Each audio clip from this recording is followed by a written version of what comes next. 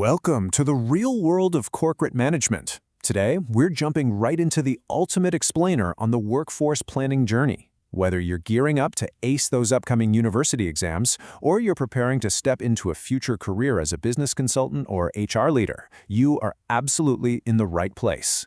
We're going to break down exactly how top-tier organizations predict who they need, when they need them, and how they actually go out and get them. All right, taking a quick look at our roadmap for today. We'll be covering the workforce planning journey, how we predict needs, balancing supply and demand, the strategic recruitment process, crafting those perfect job descriptions, and finally, we'll lock it all in with HR strategies for your exams. So let's kick things off with Section 1, the workforce planning journey, moving from strategic prediction to execution. Now, our foundational business problem is really just making sure we have the right people in the right jobs at exactly the right time, right? To solve that, we rely on human resource planning. By definition, this is an attempt to forecast how many and exactly what kind of employees an organization is going to need in the future. But as future HR leaders, you've got to remember that this isn't just about filling empty desks. Not at all. It is a highly calculated prediction of your company's future capabilities.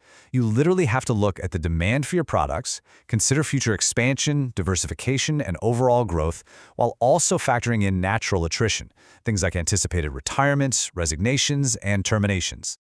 Moving right along to Section 2, forecasting, predicting future needs.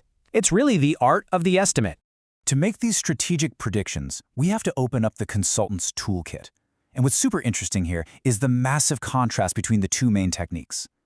Over on the left, we've got the informal forecast. Think of, say, a small local mom-and-pop shop deciding they might need an extra hand for the holiday rush. It's a quick, kind of random estimation without a systematic base. The accuracy? Pretty low. But honestly, it works totally fine for very small organizations.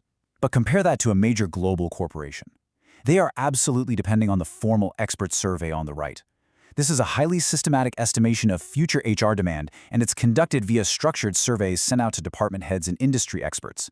They're asking highly targeted questions like, are we introducing new technologies, or are we significantly expanding this specific department? By doing it this way, they drastically increase their hiring accuracy.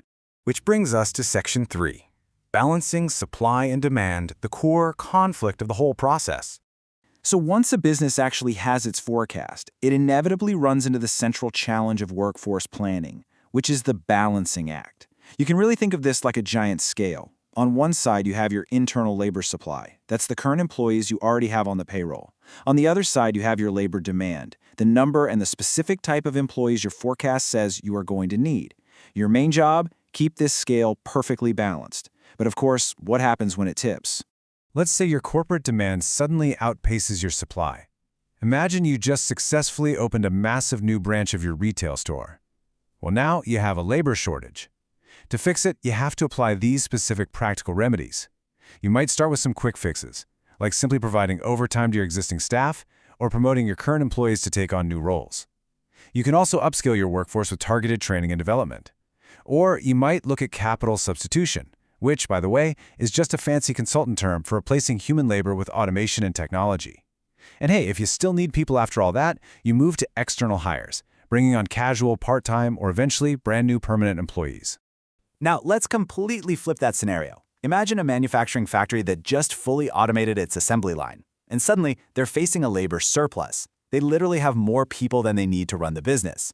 The practical business solutions here require a much more delicate touch. Usually you start with restricted hiring, essentially just putting a freeze on new hires. You can try to transfer employees to other, maybe faster-growing areas of the business. You can provide a voluntary retirement scheme, or VRS, or maybe implement reduced working hours across the board. If the surplus is incredibly severe, though, you may have to offer early retirement packages, or in the absolute toughest situations, you execute layoffs.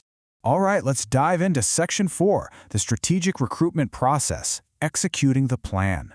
So the crucial point here is, how do we actually transition from balancing those scales into the real-world execution of bringing people on board when we have a shortage? Well, recruitment is defined as the process of attracting a pool of qualified applicants for organizational jobs to achieve its objectives. I really want you to think of recruitment as this active, intentional process of magnetic attraction. You are purposefully ensuring you have the absolute strongest possible pool of talent to choose from. Looking at how this builds a logical pipeline, it's a very systematic, step-by-step approach. Step 1. You identify the immediate job vacancies. Step 2. You ascertain the exact job requirements based on a thorough job analysis. Step 3. Consider the various factors affecting recruitment, things like your organizational image, cost constraints, and even government regulations. Step 4. Prepare the actual job application form. Step 5. Select your method of recruitment, whether that's going internal or external. And finally, Step 6. Implement the plan. Get that advertisement out there, acquire the applications, and most importantly, evaluate the effort so you know what worked for next time. Now for Section 5, crafting perfect job descriptions to attract the right fit. Drilling down into Step 2 of that recruitment pipeline we just talked about, we really need to address how the documents you write directly influence the quality of the new recruits you are going to attract. There are 2 vital documents here. The first is the job specification. You can think of the job spec as your internal checklist. It explicitly defines the exact human traits, the skills, the educational background, and the specific qualities you are going to test your applicants for when they're sitting across from you in the interview. On the flip side of that, we have the job description. Now, this is the external blueprint that you hand directly to the candidate. It's a written statement detailing what the worker actually does on a day-to-day basis, how they're expected to do it, and what the realities of the job's working conditions actually are. Getting both of these documents perfectly aligned is exactly what ensures a tight fit between the candidate's expectations and the company's reality. So armed with those perfect job documents, you then have to decide where to hunt for this talent. Here you're weighing internal recruitment methods against external ones. Internal methods, things like promotions, transfers, and internal job postings, are fantastic for boosting overall company morale, and honestly, they're generally faster and cheaper. But external recruitment methods, like university recruiting, hiring headhunters, setting up a career fairs, and running internet ads, those are absolutely necessary when you need fresh perspectives, specialized skills that you just don't have in your current workforce, or when you're just growing way too rapidly to hire from within. Finally, Section 6, HR strategies for your exams, the ultimate cheat sheet. To make sure this explainer completely translates into real-world academic success for you, let's lock in everything we've covered today. When you see this topic pop up on your exam, you will absolutely need to clearly contrast these strategies. So I highly recommend you literally take a mental snapshot of this summary table right now. Look at the top row. If you're tested on a labor shortage, remember that your practical remedies are all about increasing capacity: overtime, promotions, training, capital substitution, and targeted external hiring. But on the bottom row, if you're presented with a labor surplus case study, your remedies flip. They're all about scaling back responsibly: restricted hiring, transfers, voluntary retirement schemes, reduced hours, and using layoffs only as a last resort. Having navigated this entire journey together today, from predicting human capital using formal surveys, to balancing those tricky scales of supply and demand, all the way down to structuring job requirements and executing a recruitment plan, the ultimate question is whether you feel prepared to apply these tools in a real corporate environment. And honestly, I truly believe you are. Thank you so much for diving into this explainer with me. It's been fantastic breaking down these strategic frameworks together. But before you go, I want to leave you with a quick challenge. Look at every business you interact with this week, whether it's your local coffee shop or a massive tech brand you buy from online, and just ask yourself, how are they planning for tomorrow? Are they currently facing a surplus or a shortage?